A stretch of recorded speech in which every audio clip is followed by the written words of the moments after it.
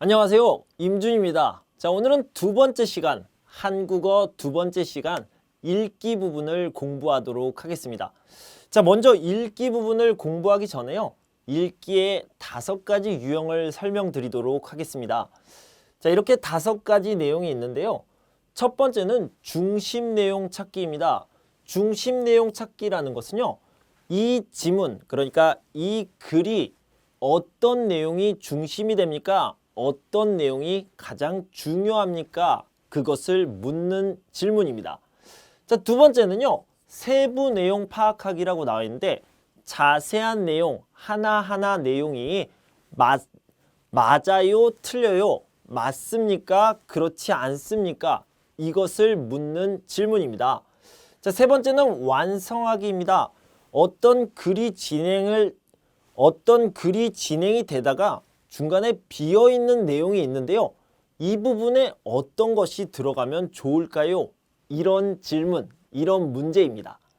자, 네 번째는요. 목적 파악하기입니다. 자, 목적 파악하기와 중심 내용 찾기는요. 좀 비슷한 부분이 있습니다. 그러니까 진짜로 중요한 내용, 이 글을 왜 썼습니까? 이런 것들을 찾는 문제인데요. 중심 내용과 목적은 비슷한 경우가 많이 있습니다. 자, 문장 들어갈 곳 찾기인데요. 이것도 역시 글이 진행이 되다가 중간에 어느 부분이 비어 있습니다. 없어요. 자, 그러면 여기에 주어진 보기가 어느 부분에 들어가면 좋을까요? 이렇게 묻는 문제입니다. 자, 이렇게 하나씩 살펴보면서 어떤 내용인지 어떤 유형인지를 조금 더 자세히 알아보도록 할 텐데요. 먼저 중심 내용 찾기부터 보도록 하겠습니다. 자, 예를 들면 이런 내용이 있습니다. 그리고 문제는요. 중심 내용을 찾아라. 이런 문제입니다.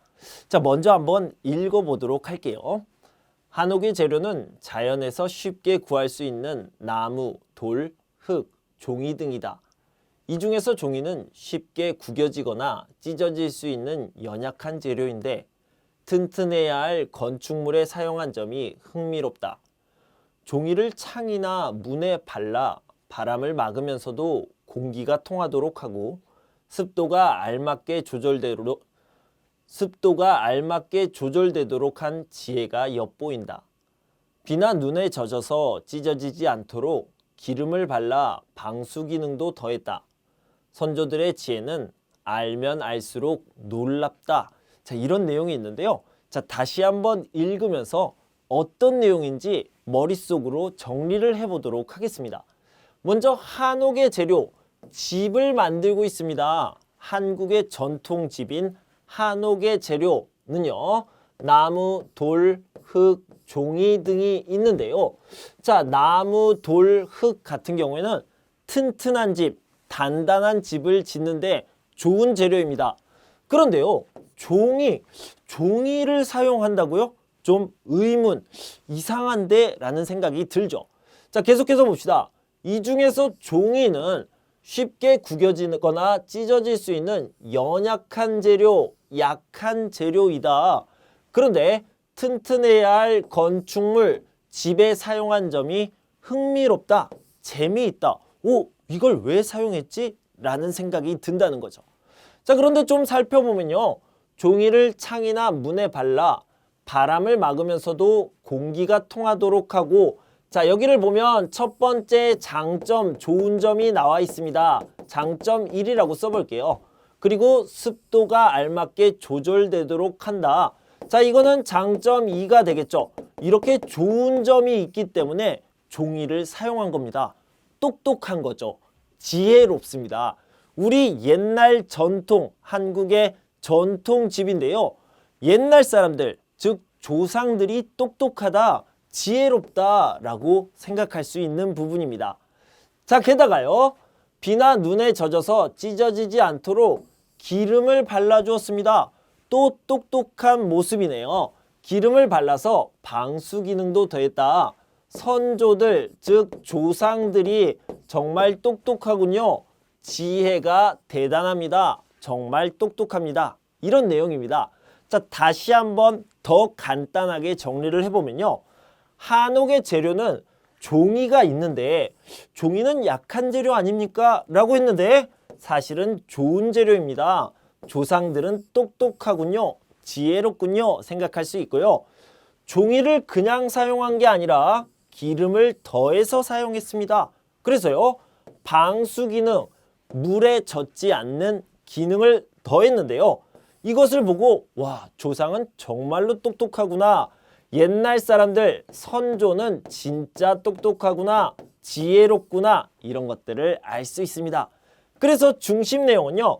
집의 재료로 종이를 사용한 것, 이것을 보고 조상이 똑똑하다, 지혜롭다라는 것을 알 수 있는 겁니다. 자, 그러면 여기에서 답을 한번 찾아볼게요. 한옥은 자연 친화적인 건축물이다.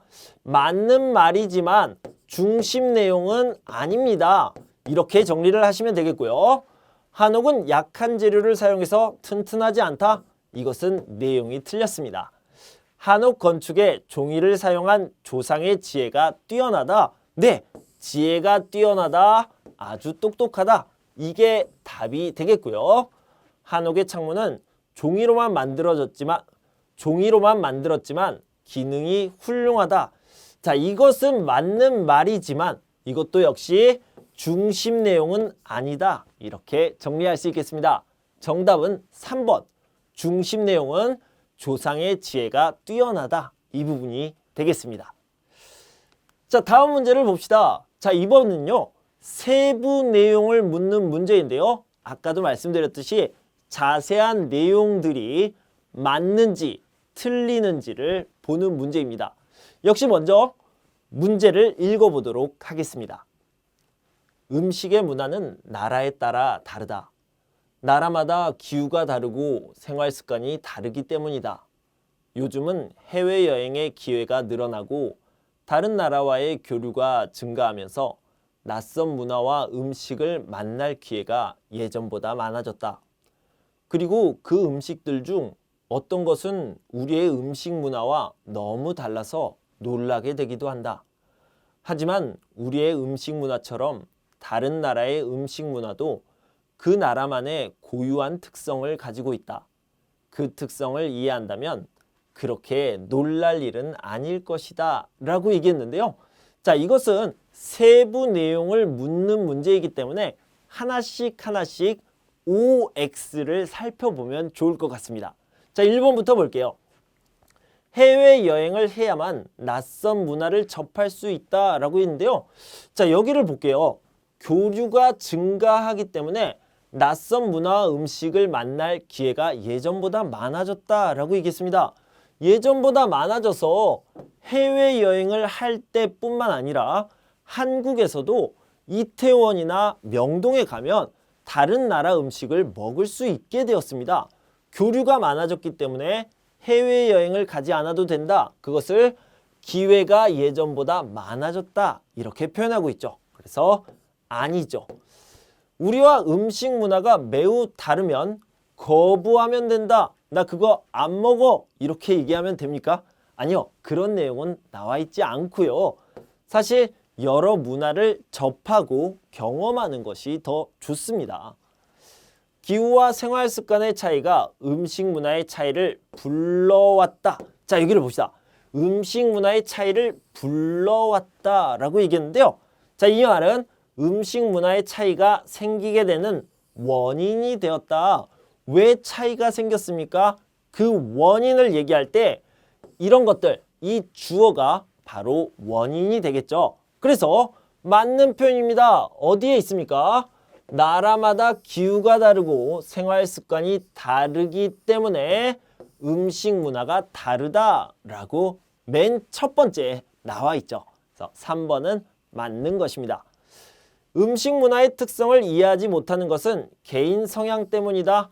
자, 이건 잘 모르겠어요. 하지만 여기에는 나와 있지 않습니다. 그래서 답이 될 수 없습니다. 정답은 3번이죠. 자, 다음 문제를 봅시다. 괄호 안에 가장 알맞은 것을 찾는 문제인데요. 자, 여기를 보면 이렇게 빈칸이 나와 있죠. 빈칸에 뭐가 들어가면 가장 좋을까요? 이것을 묻는 문제입니다. 자, 그러니까 문장을, 지문을 완성하는 문제죠. 자, 먼저 한번 읽어보도록 하겠습니다. 영화 속 다양한 소리는 영화의 분위기를 조성하고 인물의 내면 심리도 표현할 수 있다. 예를 들어 소리는 높낮이와 빠르기에 따라 분위기나 인물의 내면 심리를 표현하는데 큰 영향을 미친다. 높은 소리는 대개 불안감이나 긴박감을 자아내는 데 사용하며 낮은 소리는 두려움이나 장엄함 등을 표현할 때 사용한다. 그리고 소리가 빨라질수록 긴장감은 고조된다 라고 얘기했는데요. 자, 이 내용을 좀 살펴보도록 합시다. 영화 속 다양한 소리는 소리가요, 분위기를 만듭니다. 심리도 표현합니다. 이렇게 얘기했는데요. 어떻게 표현합니까? 예를 들면 이런 것들이 있습니다가 뒤에 나와야겠죠. 자, 봅시다. 자, 예를 들어 소리는 높낮이와 빠르기에 따라 분위기나 인물의 내면 심리를 표현하는데 높낮이부터 볼게요. 높은 소리는 대개 불안감이나 긴박감을 자아내는 데 사용하며 낮은 소리는 두려움이나 장엄함 등을 표현할 때 사용한다. 그러니까요, 먼저 높낮이를 얘기했는데 높낮이 중에서도 높은 것과 낮은 것을 비교를 했습니다. 높은 것은 어떻다? 불안감이나 긴박감을 만들어낸다. 낮은 것은 어떻다? 두려움이나 장엄함을 표현할 때 쓴다. 그럼 높낮이가 이렇게 나왔으니까요, 다음은 빠르기가 나와야 되겠죠. 빠르기를 한번 같이 살펴보도록 할 텐데요. 자, 여기 보면 소리가 빨라질수록 긴장감이 올라간다, 고조된다 라고 얘기했고요. 그럼 여기에 뭐가 들어갑니까? 빠르기가 느려지다. 빠르기가 느려지면 어떻게 됩니까? 이런 것들이 나와야겠고요. 이게 반대가 되기 때문에 빠르다, 느리다 이렇게 반대가 되기 때문에 뒤에 나오는 말도 반대가 돼야 되겠죠. 자, 다시 한번 정리를 해볼게요. 소리가 빨라지면 긴장감이 고조된다, 긴장감이 올라간다 라고 얘기했고요. 자, 문제를 보면 반대로 라고 시작을 하고 있습니다. 그래서 반대로, 이것과 반대로 빨라지지 않고 느려집니다. 그러면 긴장감이 고조되지 않고 긴장이 안 된다. 조금 어려운 말로는요, 긴장이 완화된다 이렇게 얘기할 수 있겠죠. 그러면 긴장이 안 된다, 긴장이 완화된다를 어떻게 표현할 수 있을까요? 여유 있다, 편안하다, 또는 부드럽다, 분위기가 부드러워진다 이렇게 표현할 수 있겠죠. 자, 한번 찾아봅시다. 여기를 보면요, 반대로 느려지면 여유롭고 부드러운 분위기, 이런 것들을 만들어낼 수 있다, 연출할 수 있다 이렇게 표현하고 있죠. 4번이 답이 되겠네요. 자, 다시 한번 정리를 해볼게요. 먼저 소리가 분위기를 만들고요, 심리도 표현하는데 소리 중에서도 높낮이가 있고 빠르기가 있습니다. 그것들을 하나씩 설명했는데요. 높낮이를 앞에서 설명하고 빠르기를 뒤에서 설명하는데 빨라지면 어떻게 돼요? 그리고 반대로 느려지면 어떻게 돼요? 라고 설명을 하고 있습니다. 빨라지면 긴장이 고조된다, 긴장이 많이 된다. 느려지면 긴장이 안 된다, 부드러운 분위기를 만들 수 있다. 이런 표현이 빈칸에 들어가면 되겠고요. 그래서 정답은 4번이 되겠습니다. 자, 계속해서 다음 문제를 풀어보도록 할게요. 자, 아까 말씀드렸듯이 이번에는 목적을 찾는 문제인데요. 중심 내용을 찾는 것과 비슷하게 쓰면 중심 내용을 찾는 것과 비슷하게 찾아가시면 되겠습니다. 자, 이 글을 왜 썼을까요? 어떤 것이 중심이 되고 주제가 될까요? 이런 것들을 묻는 문제입니다. 자, 역시 먼저 문제를 읽어보도록 하겠습니다. 오늘날 여러 의학 분야에서 동물 실험이 이루어지고 있고 우리나라에서는 한 해 400만 마리 이상의 동물들이 이 실험에 동원되고 있는 것으로 추정된다. 실험에 사용되는 과정에서 많은 동물들이 병이 들어 죽음에 이른다. 이에 의학 발전이라는 명분으로 동물들의 희생을 당연하게 생각하는 풍토를 지적하는 목소리가 높다. 하지만 동물들의 희생으로 의학이 발전을 이루었고 수많은 질병을 극복했다.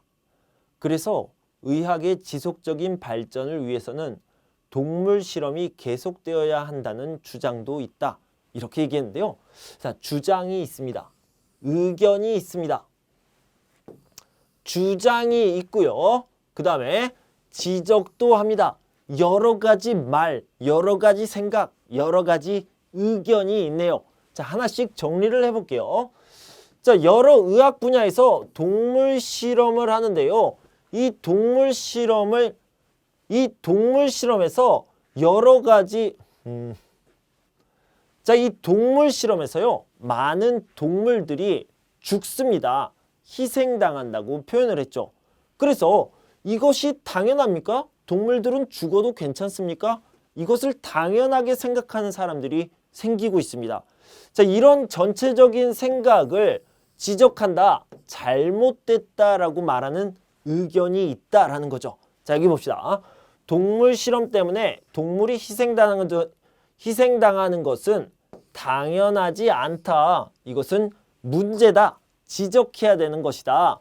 그래서 부정적인 측면, 부정적인 의견을 먼저 말하고 있고요. 뒤에 부분에서는요. 자, 그런데 이 동물 실험을 통해서 동물 실험을 해서 의학이 발전하고 질병, 그러니까 많은 병들로부터 사람들을 살렸습니다. 그래서 좋은 부분도 있습니다. 동물 실험이 의학을 지속적으로 계속 발전시켰다. 그래서요, 긍정적인 부분도 있다. 긍정적인 측면, 긍정적인 의견을 얘기하고 있습니다. 앞에서는 부정적인 의견, 조심해야 됩니다. 문제입니다. 라고 얘기했고요. 뒤에서는 긍정적인 부분, 좋은 부분, 꼭 필요하다. 이렇게 얘기를 하고 있죠. 그래서요, 여기서 결론을 낸다면 동물 실험에 대한 여러 가지 의견이 있다. 이 정도가 되겠습니다. 자, 이 글을 왜 썼습니까? 동물 시험이라는 게 있는데 이 동물 실험에 대한 여러 가지 의견이 있습니다. 그 의견을 알려주기 위해서 썼죠. 자, 여기서 찾아본다면요. 부정적인 측면을 설명합니까? 아니요, 그것만은 아닙니다. 이것은 반만 그렇죠. 긍정적인 측면을 설명한다? 이것도 역시 반만 이야기한 겁니다. 그럼 뭡니까? 여러 의견을 부정적인 측면과 긍정적인 측면을 얘기하는 여러 의견을 알려주기 위한 것이 진짜 목적이 되겠죠. 그래서 4번이 정답이 되겠습니다.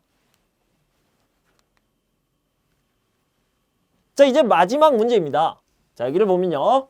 다음 글에서 보기에 문장이 들어가기에 가장 알맞은 것, 이것을 찾는 문제인데요. 아까 말씀드렸듯이 보기가 이미 여기에 들어가 있습니다. 이것이 어디에 들어가면 적당하겠습니까? 라고 묻는 문제입니다. 자, 이 문제를 어디에 들어가면 좋을지 같이 한번 찾아보도록 할 텐데요. 역시 이것도 읽고 시작하도록 하겠습니다.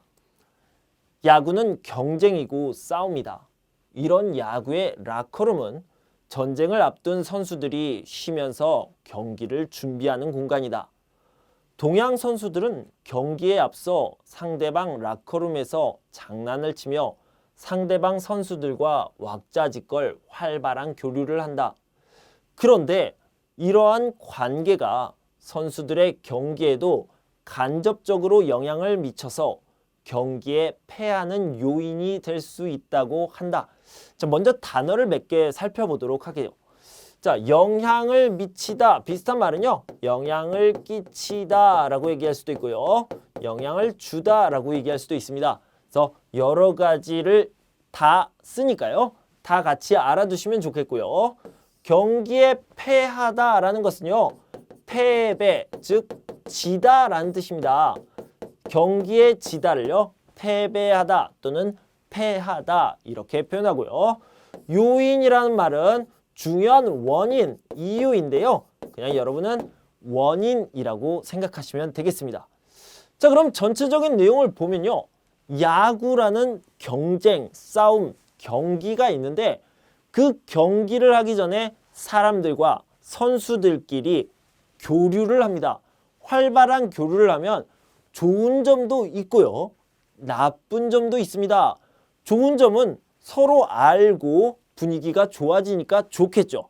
그런데 나쁜 점은요. 이런 것들이 패배하는, 그러니까 경기에서 지는 원인이 될 수도 있다는 겁니다. 이렇게 활발하게 교류하는 것이 오히려 방해가 될 수 있다는 건데요. 자, 여기를 보면 방해한다. 경기를 방해하는 것이 될 수 있는데 방해라는 말을 걸림돌이라고 사용하기도 합니다. 자, 이제 답을 한번 찾아볼게요. 인간미가 때론 걸림돌이 될 수도 있다는 지적, 이것은 문제입니다 라는 의견이 있는데요. 어디에 들어가면 좋을까요? 역시 경기에 패하는 요인이 될 수도 있어요. 앞에서 말한 것이 방해가 될 수 있습니다. 걸림돌이 될 수 있습니다. 이것이요. 가장 뒤에 들어가는 것이 좋겠죠. 그래서 경기에 패하는 요인이 될 수도 있다. 즉 다시 말해서 인간미가 때로는 가끔은 걸림돌, 방해가 될 수 있다. 이것이 문제이다 라고 얘기하고 있습니다.